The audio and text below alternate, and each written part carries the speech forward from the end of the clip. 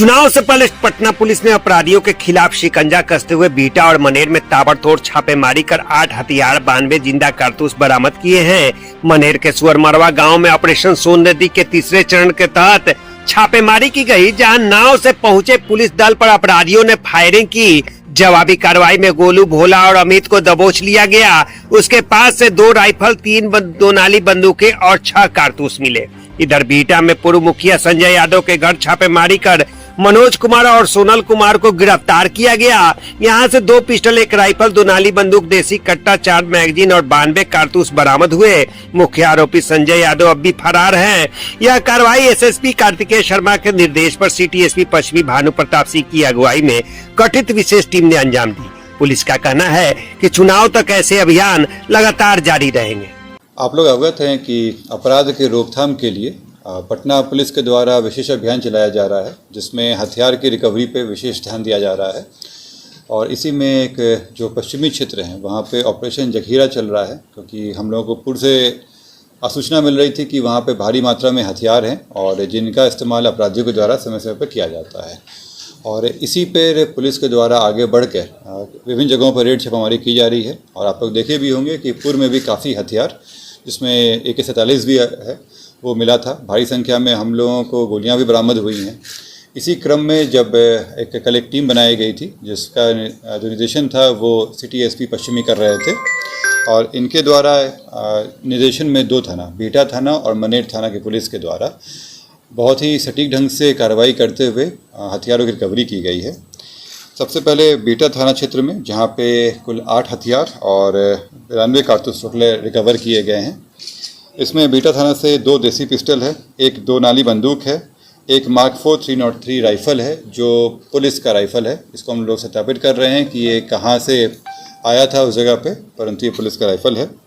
इसके अलावा 1 देसी कट्टा, 4 मैगजीन, 7.65 बोर का 14 कारतूस, 0.315 का 42 कारतूस, 12 बोर का 16 कारतूस, 5.56 mm का 6 कारतूस, और ऐसे ये विभिन्न अलग कारतूस मिले हैं।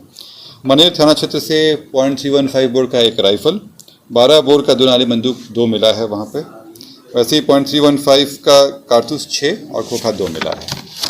आप लोग अवगत हैं कि सोन नदी क्षेत्र में वहाँ पे जो बालू के अवैध कारोबार चलता है, उसके कारण वहाँ पे अपराधियों का अलग से एक्टिविटी चल रहा होता है, और उसमें रंगदारी भी काफ़ी वसूली जाती है।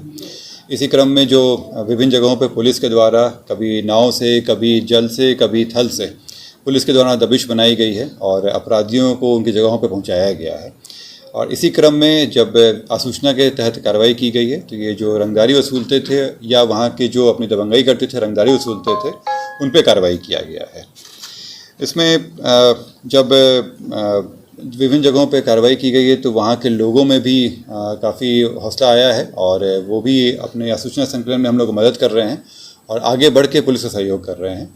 और यही हम लोगों की उम्मीद भी है कि पुलिस और जनता का सहयोग चलता रहे, क्योंकि जनता की सुरक्षा के लिए ही पुलिस है वहाँ पे।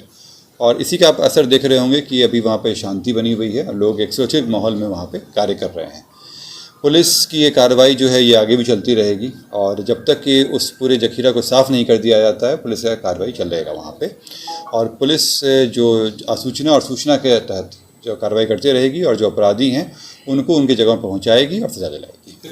इसमें जो मनेर थाना में हुआ है, उसमें 3 व्यक्ति पकड़ाए हैं, गोलू कुमार, भोला कुमार और अमित कुमार। ये लोग कोइलवर जिला आरा के रहने वाले हैं।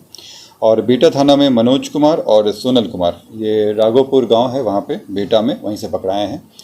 इसमें जिनके घर से हुआ है उन पे पूर्व में भी आपराधिक इतिहास रहा है। ये लोग पकड़ाए हैं, इन पे आपराधिक इतिहास रहा है। ज़्यादातर मामले SC/ST एट्रोसिटीज़ एक्ट के हैं या फिर रंगदारी से संबंधित हैं। इसमें फ्रॉड के भी कुछ केसेस हैं, और हम लोग अन्य भी आपराधिक इतिहास निकलवा रहे हैं।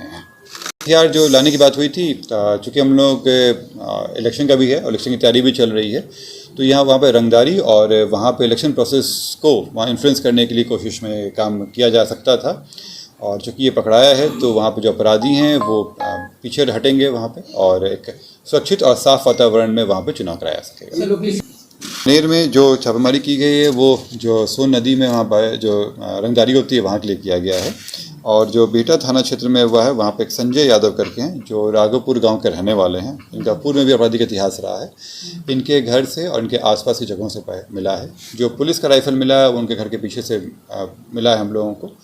हमें यह जानकारी है कि अभी और भी हथियार इन लोगों के पास हैं जिस पे हम लोग आगे से कार्रवाई कर रहे हैं। संजय यादव फिलहाल फरार हैं। वो पकड़ाएंगे तो उनसे गहन पूछताछ होगी और अन्य जो अपराध में वो किए होंगे उसकी संलिप्तता भी सामने आएगी। उनके सहयोगी रहे हैं और इनके अलावा जो उनके सहयोग में और लोग रहे हैं उन पे भी हम लोग की नज़र है और उन लोगों से भी पूछताछ की जाएगी। ये उस क्षेत्र में जैसे मैंने बताया कि उनका आपराधिक इतिहास है और ज़मीन पे कब्जा करना और साथ साथ वहाँ पे रंगदारी वसूलना ये उनका रहा था और इसी से वो अभी काफ़ी संपत्ति भी अर्जित किए थे। क्योंकि ये भारी मात्रा में हथियार मिला है, इस पर कई चरणों में काम चलेगा। वो जो संपत्ति बनाए उसकी भी हम लोग जांच कर रहे हैं और ज़रूरत पड़ने पे उस पर विशेष कार्रवाई भी की जाएगी। इस संबंध में बताया जा रहा था कि वो चुनाव, जैसे मैंने बताया आप लोगों को कि चुनाव के प्रोसेस में वो इन्फ्लुएंस करने वाले थे और ये हो सकता है कि उनकी विचारधारा रही हो कि इसके बल पे करें।